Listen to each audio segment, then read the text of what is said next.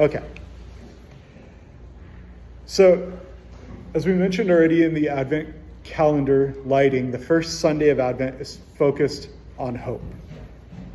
In Isaiah 2, we heard today that it talks about going up to the mountain of the Lord, the house of God. Then in Matthew 24, it also says that we should be prepared for the Son of Man to come, because it could happen at any time. There's anticipation and there's possibility. It's really what Advent is all about, isn't it?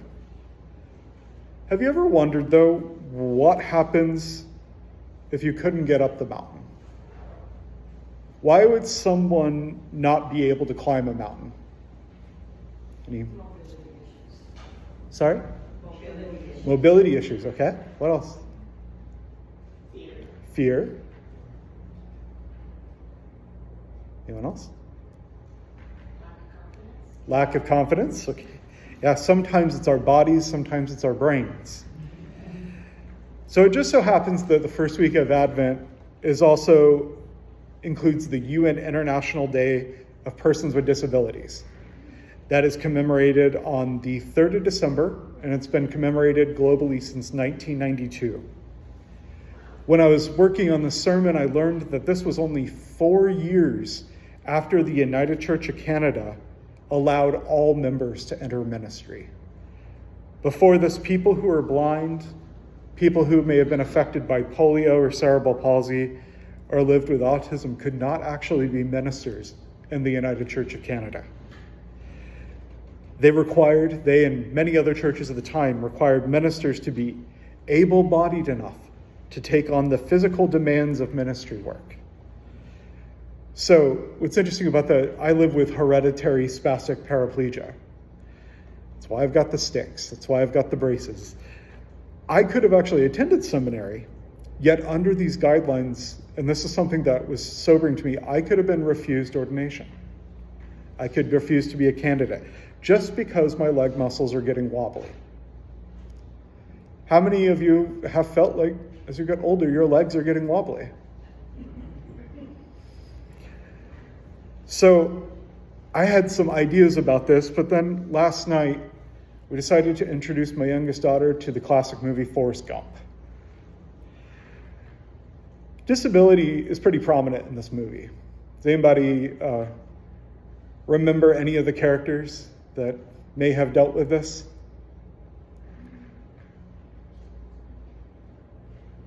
How many of you seen the movie Forrest Gump? Okay. So there's really 2 different characters that I want to bring up. So, as we know, the main character, Forrest Gump, is mildly intellectually disabled. According to the folks at the school, he's got an IQ of 75. And in the beginning of the movie, he has what are referred to as magic shoes because his back is really crooked. And so we have this case of somebody who, through a lot of support and help from other people, manages to live a very amazing, hopeful life. Then also you have Lieutenant Dan, played by Gary Sinise, who had a destiny to die in the Vietnam War because all the men in his family had all died in wars before that, and it was his turn. Instead, he's rescued by Forrest Gump and survives, but he's a double amputee. And whereas Forrest comes out of the war with only one infamous wound that I won't repeat here, their lives are totally changed. Lieutenant Dan becomes a drunk, despondent. He is living off disability benefit. He doesn't know what to do because he had that destiny. But what's interesting in this, I found this something I really thought about last night, is that one of the most famous parts is that Forrest becomes friends with another platoon mate, Bubba, who tells him all about the shrimping business. It's one of the most probably repeated scenes because Bubba literally talks Forrest's ear off about shrimping. And he has a promise to him that he will go in the shrimping business with him. Well, Bubba dies in the war. And Lieutenant Dan says, well, if you ever become a shrimp boat captain, he's doing this with a cigarette in his mouth. It's like, I will be your first mate. Well, Forrest goes through with it. He actually does it. And Lieutenant Dan comes and actually ends up being very healing for him. They don't have a lot of success shrimping, but then a hurricane hits.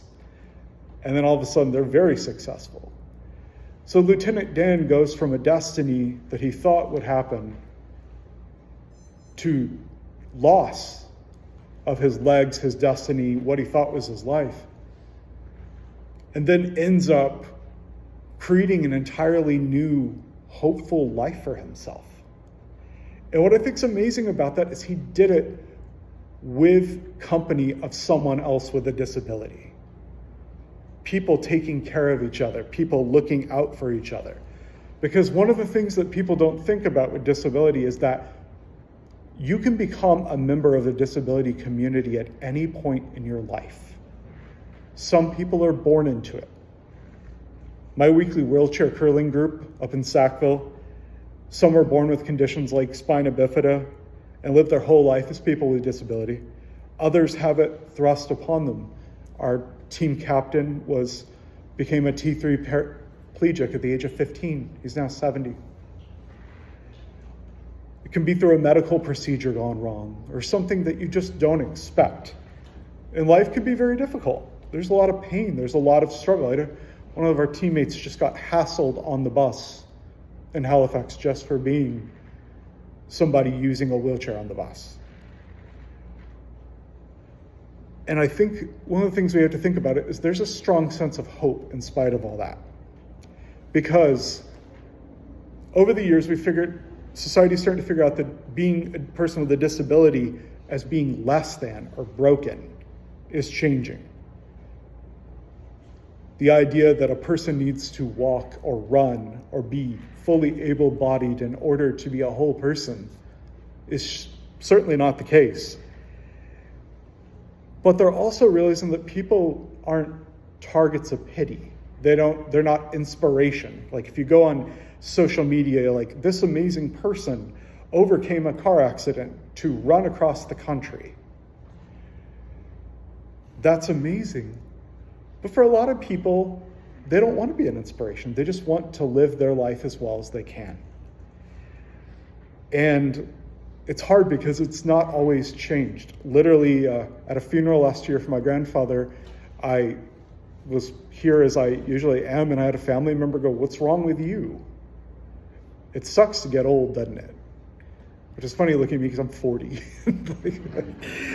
And even just the other week, I was at AST and we had a visiting professor from Tyndale who looked at me with my crutches and said, "Oh, I'm so sorry." Like I'd had an accident, like something terrible had happened. It's not terrible though. There's a lot of hope. One of the people that I've really admired was an activist in the US. Her name is Alice Wong. She just passed away at the age of 51 after living a lifetime with spinal muscular atrophy. If you're not familiar with that, it's basically like Lou Gehrig's disease if you're born with it. And people with SMA sometimes don't live to be 5, 10, 20. She, through help and community, lived to be 51, even though by the time she died, she was completely ventilator dependent. And one of the things that she was known for was the Disability Visibility Project. She interviewed individuals with disabilities around the United States to show that there was a community with a lot of rich history, a lot to celebrate, but also an immense amount of joy. It's this idea that having a disability does not preclude a loss of hope and a loss of joy. She had never known anything but living life with spinal muscular atrophy. So for her, there was no normal body. Her body was a normal body. And she wanted people to know that her living everyday life was just everyday life. It wasn't an inspiration that you put up on a poster. We have a lot of those. We have, anybody familiar with the old Easter Seals telethons that used to be on TV? And do anybody remember the name of they would always have the kid representatives, and they always had pseudonyms. Did anybody remember what those were? Timmy and Tammy. So they were poster children. They had names, they had lives. These kids liked playing with their friends and watching TV and rooting for a hockey team. But they're still adults with lives and emotions and experiences. And a lot of times people would kind of have them say, we're working towards a cure. But for some people, if you live your entire life being a wheelchair user, and you suddenly, imagine if you were 51 and suddenly had the ability to walk or to see. There's a famous Irish legend of St. Bridget where she heals a blind woman in her nunnery, and she literally is sighted for like 30 minutes, and then she's like, please change me back. And she does. It's kind of a folktale, but for some people, it's that idea of you can have hope as you are. You don't need to walk at your wedding or at your graduation or suddenly be able to hear. It's been a big controversy in the deaf community about cochlear implants, because what's wrong with us being deaf? So all these folks have hope, but it may just look differently than we think. So we need to think about how we can build that hope. A lot of people think, to create accessibility, you just need a ramp and a grab bar in the bathroom.